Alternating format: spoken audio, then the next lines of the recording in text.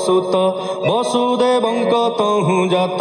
पुणी जे कन्याए जन्मिला सुभद्रा नाम तार हेला से तोर अटे पितामही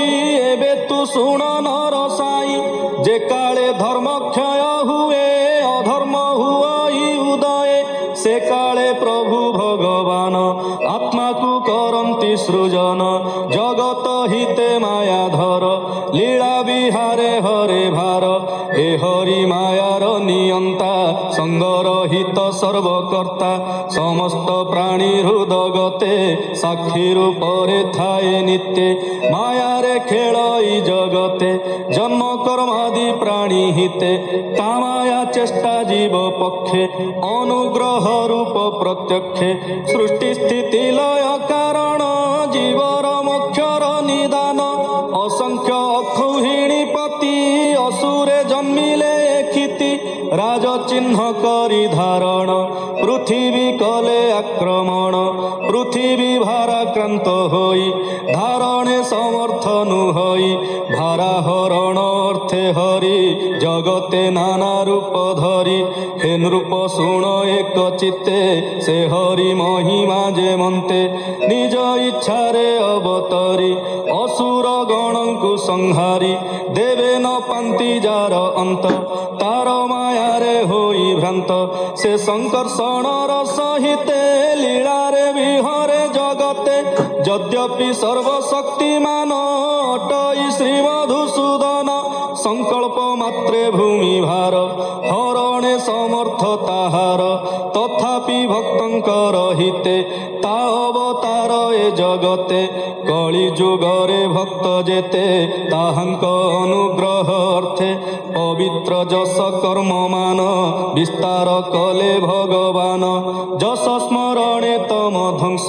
सकल शोक हुए नाश श्रेष्ठ पवित्र तीर्थ व्रत साधु जनक कर्णामृत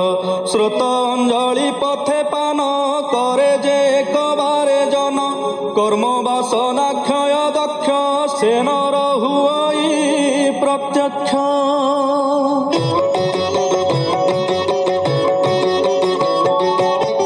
से हेतु भोज वृष्णि जेते अंधक मधुर सहिते पुरुषृंजय आदि वंश आदरे गावंती जाजस तार चरित हृदय चिंती स्वच्छंदे सुखे विहरंती से प्रभुदेव भगवान ताहांकु हुए सुप्रसन्न स्निग्ध मधुर मंद हासे उदार वचन विलासे असम विक्रम लीला रे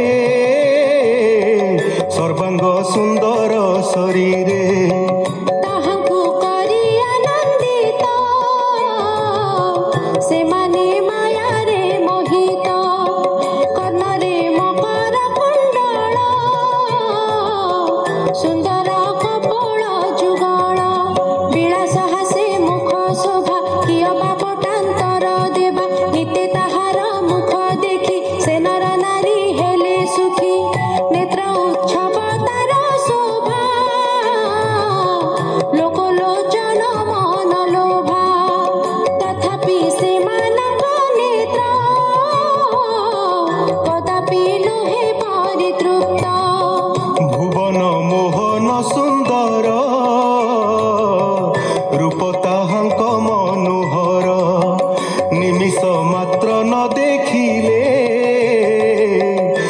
ଦୁଃଖିତ ହୁଅନ୍ତି ବିକଳେ।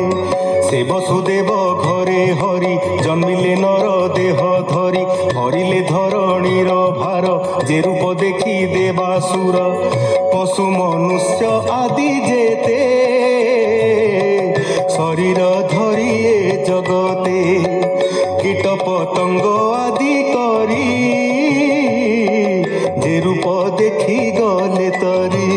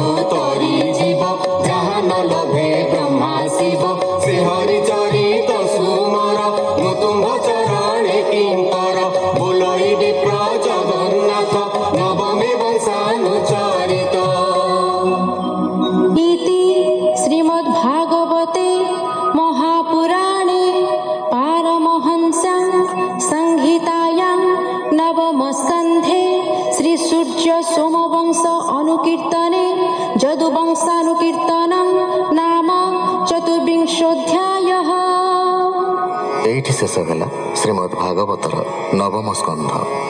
ଏହି ସ୍କନ୍ଧରେ ଆର୍ଯ୍ୟାବର୍ତ୍ତର ବିଭିନ୍ନ ବଂଶାନୁଚରିତ ବର୍ଣ୍ଣନା କରାଯାଇଛି। ସ୍କନ୍ଧର ଶେଷରେ ଶୁକମୁନି ଜଗତର ହିତ ପାଇଁ ଭଗବାନ ବିଷ୍ଣୁ ମାନବ କଳେବର ଧାରଣ କରି ଦେବକୀଙ୍କ ଅଷ୍ଟମ ଗର୍ଭରେ ଜାତ ହେବା ବିଷୟରେ ସୂଚନା ଦେଇଛନ୍ତି।